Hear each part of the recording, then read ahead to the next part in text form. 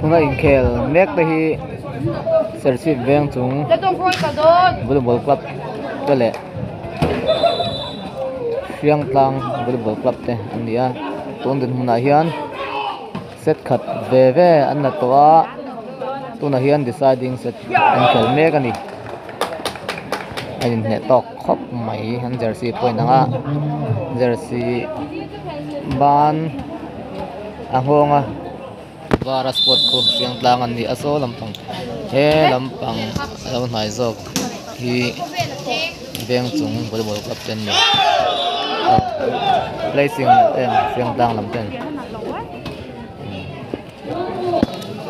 1-0 lani tuna deciding set tun chak zok hi tun match chak zok doran lo khoi ani ome incomplete na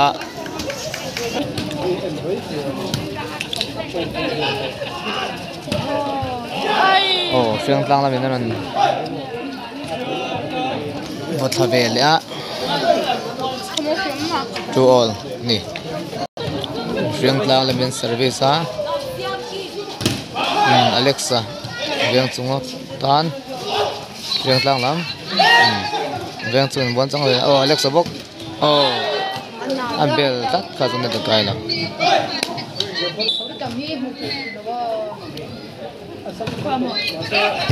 vâng chạy anh chắn đó em anh rất chắn nồng block khuya pelea hai bola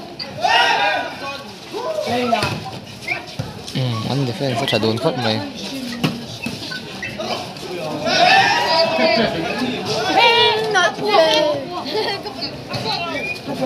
để cô ta lại ở đan tôm nổ lợm ạ phim con đồn khóc mày hai bola cross đầu ở vang rồi hai rồi veng chung point veng chung service dia hian 3-3 ning che ve ko ta train so ai bola mu chana fingering ball the ball hamlat 4-3 Siang Tlang 4 veng chung 3 first ball la sol tat mai 6-4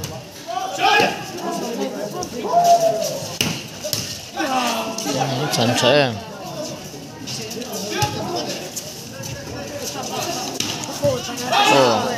rất chăn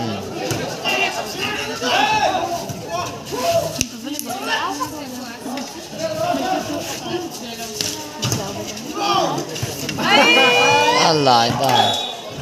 7-4 Siang Tlang mà nó soi dễ lên tay màu tuần có lá viên trong mình start để chia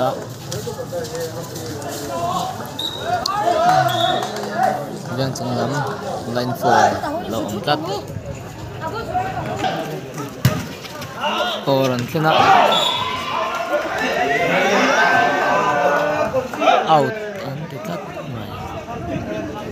side change nhá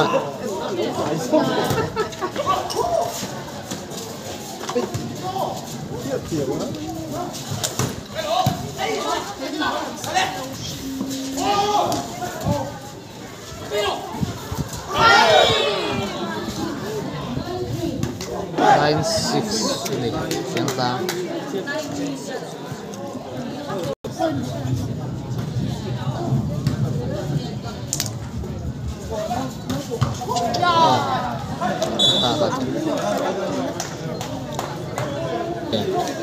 point 49 ini tu point kan aku suara 49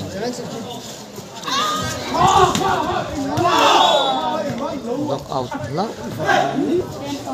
10-4 hanenta Siang Tlang lampang ten nenan chang thing anh khel chok mai betul abang dan em 11-4 Uncle Zel ang tanglam 11-4 niya ang tam inyam defense fortress sort le man khel thatul tu mai riang tam ni ban ning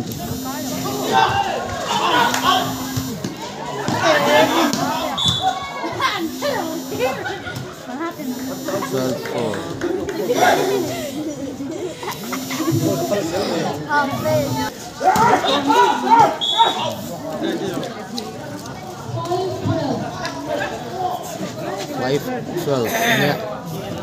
yang tengah panggil siam jam na tengok mo yang sung 5 sing lang 12 yang sung dia nampak kita tengok mo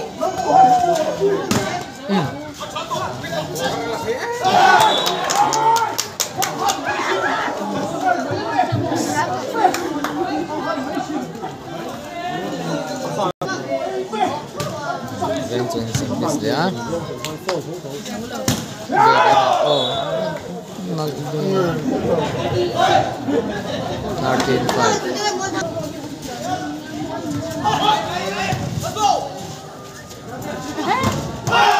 oh siang taran terus 14-5 match point mentah yang sung game boy lak lo tak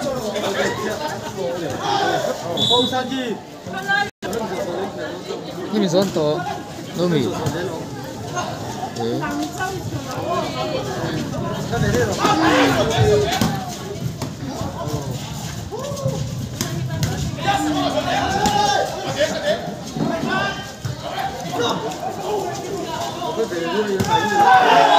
oh singklang